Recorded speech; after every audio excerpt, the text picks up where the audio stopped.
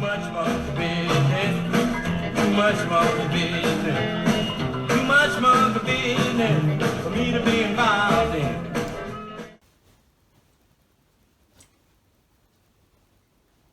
Hello, it's the 29th of March 2021, still in lockdown. Now I'm going to show you monkey hands on back of chair, which is a slightly complicated sequence of events. It's my take on it, it's not necessarily how some other Alexander teachers would teach it, or indeed how Alexander himself would have taught it. Now you want a good solid chair, no wheels on it, ideally no padding on the back whatsoever, but a little bit of padding if there's nothing else will be okay. I usually put a bit of weight on the seat of the chair. It's not essential, but a part of this is you're going to be pulling the back of the chair towards you like this, so you're pulling the front legs of the chair off the ground, which is a really good stimulus for the lower back muscles if things go right. And I think it's easier to get that stimulus if you've got something a little bit substantial to be pulling against. So you stand facing the back of a chair, about a foot, 30 centimetres from it, and then you forget all about it whilst you go through your standing directions. So you just find that delicate balance of your head on the top of your spine, soft and free in the back of the neck, and the whole of the back softening and lengthening, and the whole of the back softening and widening, and soften and widen across your front, and soften and lengthen in the front, and soften in the shoulders, soften in the elbows, and soften in the wrists, and soften and lengthen from the shoulders to the elbows, and soften and lengthen from the elbows to the wrists. Just give your arms to gravity. Let your feet soften and lengthen, let your feet soften and widen, and soften deep in your hip joints. Soften all around the knees, soften deep in the ankles. Soften and lengthen hips to knees, soften and lengthen knees to ankles.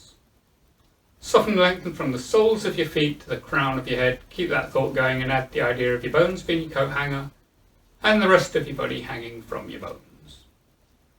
And then put your feet slightly apart. Don't need to be that far apart because it's a fairly shallow monkey. And then still not thinking about the chair, you come into quite a shallow freestanding monkey, hips back, knees forwards. Keep a nice head neck back alignment. So then you just briefly rest the backs of your hands on the back of the chair, and then you roll your hands over, straight fingers, straight thumbs, pinch the back of the chair like that. So you've still got a nice gap up in here, it's not down like that. The next thing you're going to do is to see if you can slide your thumbs down the back of the chair without straining and without bending your fingers. So don't worry if they don't go down at all, or if they only go down a millimetre, but it's just sliding the thumbs down a little bit without bending the fingers.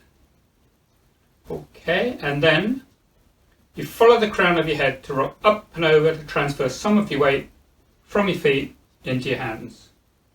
So this now is very similar to monkey hands on seat of chair. There's weight going down through your hands, which means there's less weight going down through your head. And you hold that position whilst you go through some directions. Now there's 3 points where you're going to be going through directions, and at each of those points you can either go through all your directions or just a selected few. Today we're going to be doing just the selected few. So just ask to be soft and free in the back of the neck, whole of the back softening and lengthening, whole of the back softening and widening, softening deep in the hip joints, softening the knees, softening the ankles. Let your feet soften and lengthen, let your feet soften and widen. Then you think into the muscles either side of your lumbar spine, down the bottom of your back.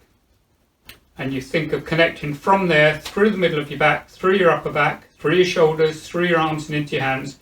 So as you rock back, you're going to bring the back of the chair with you, peeling the front legs of the chair off the ground.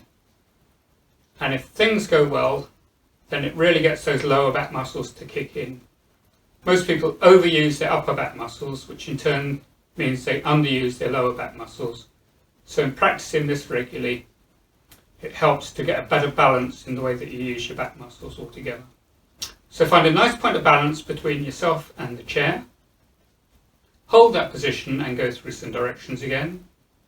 So soft and free in the back of the neck, whole of the back softening and lengthening, the whole of the back softening and widening. Soften and lengthen from your hips to your knees, soften and lengthen from your knees to your ankles. Soften and widen across your front, soften and lengthen in the front. Soften in your shoulders, soften in your elbows, soften in your wrists.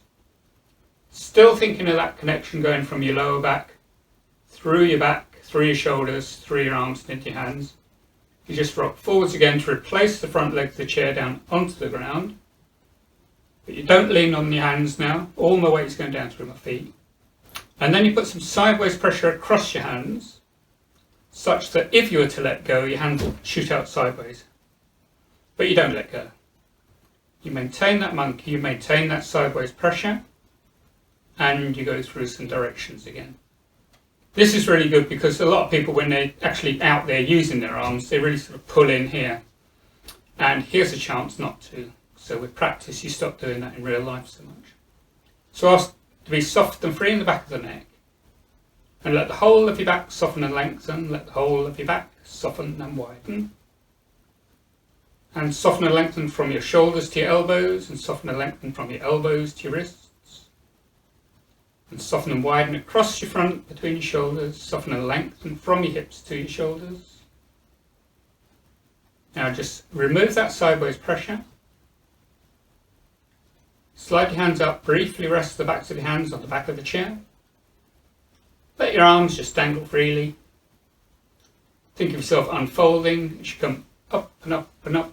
Feet a little closer together. Continue up onto your toes. If you're unsteady, you can always just rest a hand on the chair. And imagine leaving the crown of your head where it is as you just drop back down onto your feet. There, monkey, hands on back of chair. Too much monkey business, too much monkey business, too much monkey business for me to be involved.